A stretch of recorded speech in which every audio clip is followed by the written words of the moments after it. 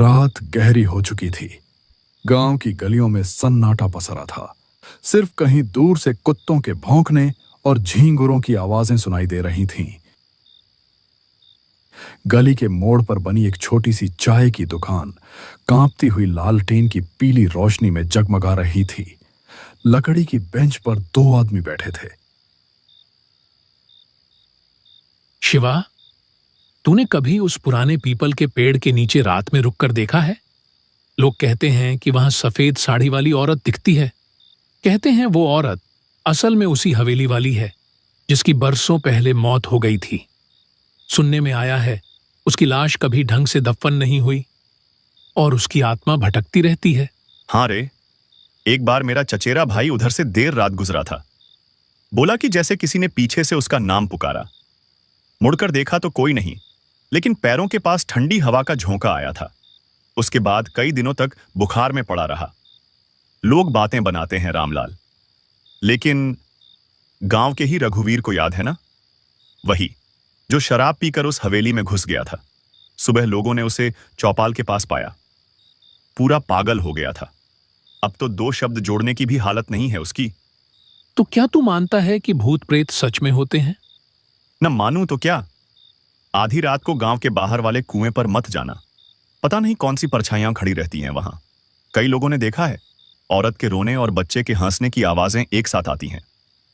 चाय की भाप और धुंधली रोशनी के बीच उनकी बातचीत लगातार गहराती जा रही थी। तभी अचानक कदमों की आहट सुनाई दी। दोनों सहमकर इधर उधर देखने लगे।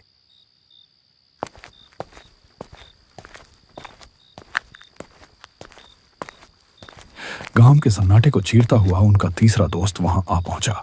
उसका चेहरा थका और बुझा हुआ था, मानो किसी अनजानी यात्रा से लौटा हो। वह पास आकर बैठ गया। कुछ देर का सन्नाटा छाया रहा। अरे तू आ गया, चल अब माहौल बनेगा। तू ही हमें कोई डरावनी कहानी सुना दे। तू तो हमेशा ऐसी कहानियां सुनाता है कि नींद उड़ जाती है। ठीक है, लेकिन ये कहानी मेरी अपनी नहीं है। ये मेरे एक दोस्त के साथ घटी थी और उसने मुझे सब कुछ वैसे ही बताया था। सच में? क्या हुआ था उसके साथ? वो कहता है एक रात वो अकेला घर लौट रहा था। रास्ता सुनसान था, चारों तरफ सिर्फ अंधेरा और ठंडी हवा चल रही थी। तभी अचानक उसे लगा कि कोई पीछे पीछे चल रहा है। फिर धीरे धीरे उसने अपनी पुरानी आदत दोहराई, डरावनी कहानियां सुनाने की। उसकी आवाज धीमी थी, पर हर शब्द माहौल को और बोझिल कर रहा था। उत्तर प्रदेश की घनी जंगलों से घिरा एक गांव है, नाम है भैरवपुर। दिन के उजाले में तो यह गांव किसी साधारण बस्ती जैसा लगता है। खेतों में काम करते किसान, चौपाल पर बैठे बुजुर्ग और कच्ची गलियों में दौड़ते बच्चे। लेकिन रात होते ही भैरवपुर की पहचान बदल जाती है। गांव पर एक सन्नाटा छा जाता है, जैसे हवा तक अपनी रफ्तार रोक लेती हो। लोग दरवाजे खिड़कियां मजबूती से बंद कर लेते हैं, क्योंकि उन्हें पता है इस गांव की रातें किसी और ही दुनिया से ताल्लुक रखती हैं।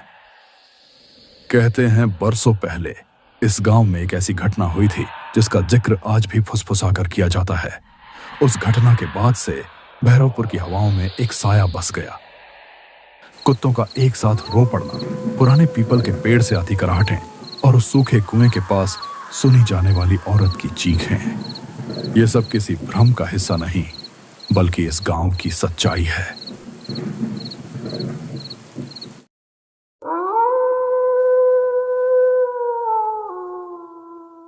रात का वक्त था, लगभग 10:30 बज रहे थे। गांव में हल्की हल्की हवा के साथ बारिश भी हो रही थी और यहां सूरज के बेटे की तबीयत बिगड़ती ही जा रही थी। कोने में हल्की सी एक लालटेन जल रही थी। दोनों पति पत्नी अपने बच्चों की तबीयत को लेकर चिंतित थे। सूरज का मन तो था कि वह अपने बेटे को शहर के अस्पताल में ले जाए, लेकिन गांव वालों से उसने जो सुना था उसे सोचकर उसकी रूह कांप जाती थी कि कहीं उसके साथ भी कोई अनहोनी ना हो जाए।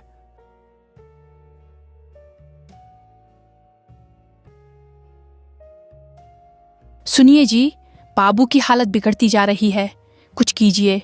वरना देर हो जाएगी। हाँ, अब और रुकना ठीक नहीं।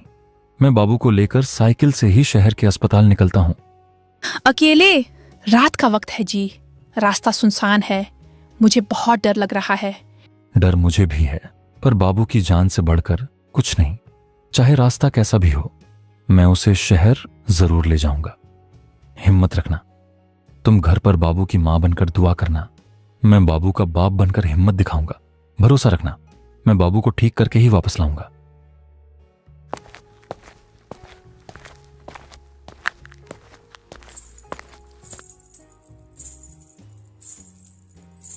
उस रात एक पिता अपने बेटे की जान बचाने के लिए एक ऐसे खौफनाक सफर पर निकल पड़ा था जहां कदम कदम पर खतरा था। इस गहरे अंधेरे के बीच साइकिल चला रहे सूरज के मन में डर बढ़ता जा रहा था। इस डर का कारण था शहर की तरफ जाने वाला यह इकलौता रास्ता। बारिश अब और तेज हो चुकी थी। बूंदें सूरज के चेहरे पर पड़कर जैसे उसे बार बार चेतावनी दे रही थीं, लेकिन उसके पास ठहरने का वक्त नहीं था। बेटे की सांसें भारी हो रही थीं।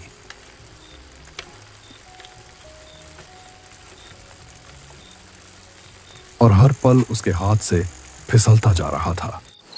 रास्ता सुनसान था। दूर दूर तक सिवाय काले अंधेरे और बारिश की आवाज के कुछ नहीं था। यह वही रास्ता था जिसके बारे में गांव में कई कहानियां सुनी जाती थीं। लोग कहते थे कि इस रास्ते पर रात में कोई परछाई चलती है, कोई अजीब सी परछाई जो साथ साथ चलती है और अचानक गायब हो जाती है। सफर अभी बहुत लंबा था, इसीलिए सूरज अपनी साइकिल तेज चला रहा था ताकि वह जल्दी शहर पहुंचकर अपने बेटे की जान बचा सके। लेकिन अब बारिश बंद हो चुकी थी।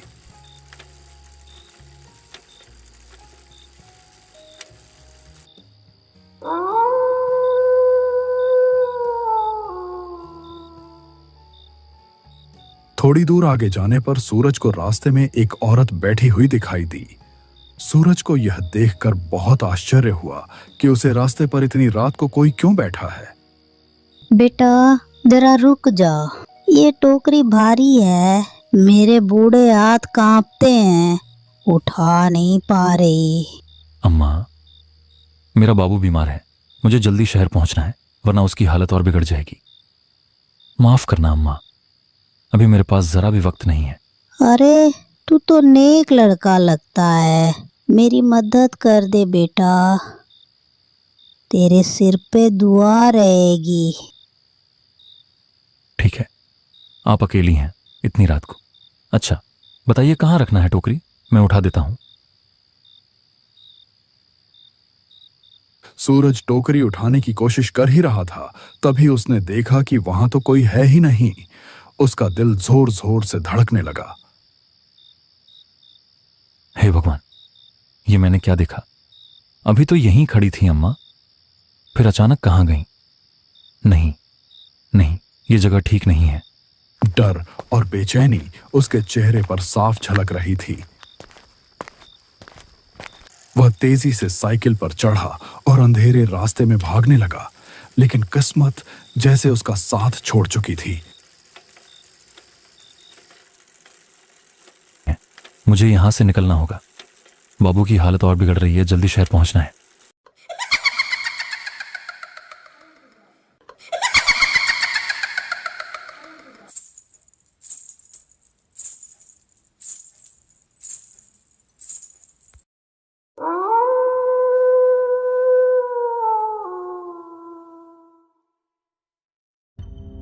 अचानक उसकी पुरानी साइकिल की जंग लगी चेन जमीन पर गिर गई। हे राम, ये क्या हो गया? अभी इस वक्त ही चेन गिरनी थी क्या? अगर मैं यहीं रुक गया तो पता नहीं क्या हो जाएगा। नहीं, मुझे किसी तरह चेन चढ़ानी ही होगी। और सूरज घबराहट में झुककर चेन चढ़ाने ही वाला था कि तभी उसकी रगों में खून जम गया। सामने वहीं खड़ी थी एक औरत, और वह औरत हूबहू उसकी पत्नी जैसी दिख रही थी। उस पल सूरज का मन मानो भर भरा कर टूट पड़ा। अरे तुम यहां कैसे? तुम तो घर पर थी ना? इतनी रात गए? इस सुनसान रास्ते पर कैसे चली आई? मत पूछो, मैंने रास्ते में एक परछाई देखी थी। वो लगातार मेरा पीछा कर रही है। मैं डरी हुई थी, इसलिए भागकर तुम्हारे पास आ गई। जल्दी करो, हमें यहाँ से निकलना होगा। बाबू को मुझे पकड़ाओ, मैं उसे संभाल लेती हूँ। तुम साइकिल ठीक करो। परछाई, ये कैसी बातें कर रही हो तुम? लेकिन अगर तुमने सच में देखा है तो मामला गंभीर है। अच्छा, तुम बाबू को थामो, मैं चेन लगाता हूं। हाँ, जल्दी करो, वो कभी भी यहाँ आ सकती है। उसने सोचा शायद उसकी पत्नी ही है जो किसी तरह यहां तक पहुंच गई। वह कुछ पूछने या सोचने की हालत में नहीं था। थकान, डर और बच्चे की बीमारी ने उसकी समझ को कुंद कर दिया था। उसने बिना शक किए अपने बीमार बेटे को उस औरत की बाहों में थमा दिया। सूरज जल्दी से साइकिल संभालकर आगे बढ़ गया।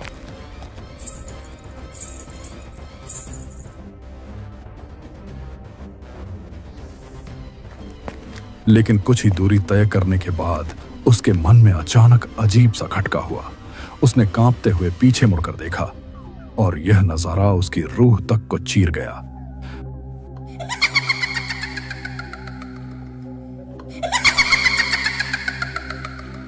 वहां उसकी पत्नी नहीं थी, सामने वही था जिससे गांव के बुजुर्ग हमेशा चेतावनी देते आए थे, छलावा।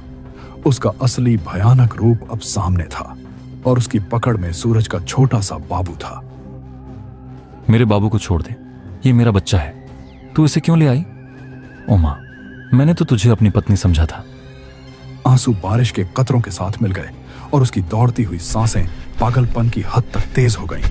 वह ठोकर खाता, गिरता, फिर उठता और भागता रहा। उसके सीने में सिर्फ एक ही बात थी, किसी भी तरह बाबू को बचाना है। डर अब भी था, लेकिन उस डर के नीचे छिपा पिता का हौसला कहीं ज्यादा बड़ा था। मेरा बाबू मुझे लौटा दे। नहीं, ऐसा मत कर, मैं तुझसे हाथ जोड़ता हूं। मेरे लाल को कुछ मत करना, उसे मुझे दे दे। सूरज बेतहाशा अंधेरे में अपने बच्चे को ढूंढ ही रहा था। उसके कदम कांप रहे थे, दिल की धड़कनें तेज होती जा रही थीं। तभी उसकी नजर सामने पड़ी। वहां टूटी फूटी पगडंडी के बीच वही चुड़ैल बैठी थी। उसकी गोद में वही बच्चा था जिसे सूरज अपनी जान से भी ज्यादा चाहता था। लेकिन उस वक्त उसके चेहरे पर एक रहस्यमयी मुस्कान थी, मानो वह जानती हो कि सूरज का डर अब उसके कब्जे में है। नहीं, ऐसा मत कर, मैं तुझसे हाथ जोड़ता हूं। मेरे लाल को कुछ मत करना, उसे मुझे दे दे। हे भगवान, अब मैं क्या करूं? किससे मदद मांगूं? हे भगवान, मेरा बाबू मुझसे मत छीनो। वो तो मेरी सांसों की डोर है, उसके बिना मैं जिंदा नहीं रह पाऊंगा। ओ परछाई, तुझसे मैं डरता नहीं, मगर मेरा लाल तेरा नहीं है। वो मेरी रूह का टुकड़ा है, उसे लौटा दे। अगर मेरी जान चाहिए तो ले जा, पर मेरे बाबू को छोड़ दे।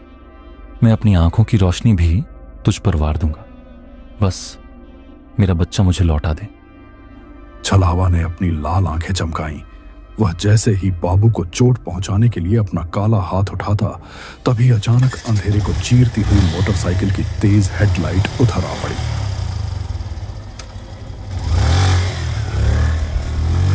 हेडलाइट की चमक और इंजन की गड़गड़ाहट ने माहौल बदल दिया।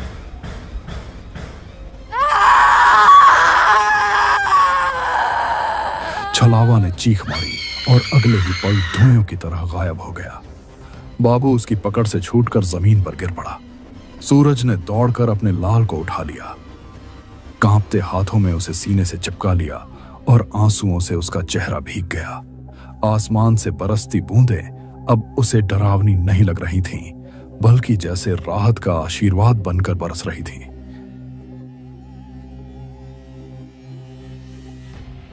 अरे सूरज, ये तू यहां इस हालत में? और ये तेरी आंखें लाल क्यों हैं? भाई, तू सही समय पर आया, वरना मेरा बाबू, मेरा लाल मुझसे हमेशा के लिए छिन जाता। किसने छीना था? कौन था यहां? वो कोई औरत नहीं थी, वो तो छलावा था। उसी ने मेरी आंखों के सामने मेरी पत्नी का रूप बनाकर मुझे धोखा दिया और मेरे बाबू को लेकर भाग गया। भाई, मैं मर ही गया था डर से। ये तो तेरी बाइक की आवाज थी जिसने उसे भगा दिया, वरना मेरा सब कुछ खत्म हो जाता। छलावा, हे भगवान, मैं तो रास्ते में बस अंधेरे में कोई साया देख रहा था, तभी मैंने गाड़ी तेज कर दी। अच्छा हुआ जो मैं यही रुक गया। भाई, तूने आज मेरी जान नहीं बल्कि मेरी पूरी दुनिया बचा ली। तेरी ये मदद मैं जिंदगी भर नहीं भूल पाऊंगा। सूरज, घबरा मत, अब मैं हूं ना। देख, बाबू सुरक्षित है। हम दोनों उसे लेकर तुरंत शहर चलेंगे। तुझे अकेले नहीं छोड़ूंगा। उस अंधेरी रात में सूरज की यह कहानी गांव के दिल में हमेशा के लिए दर्ज हो गई। एक बाप की जिसने छायाओं और छलावे से टकराकर अपनी संतान को बचा लिया। उस रात ने यह साबित कर दिया कि डर कितना भी गहरा क्यों ना हो, एक पिता का प्यार उससे कहीं ज्यादा मजबूत होता है।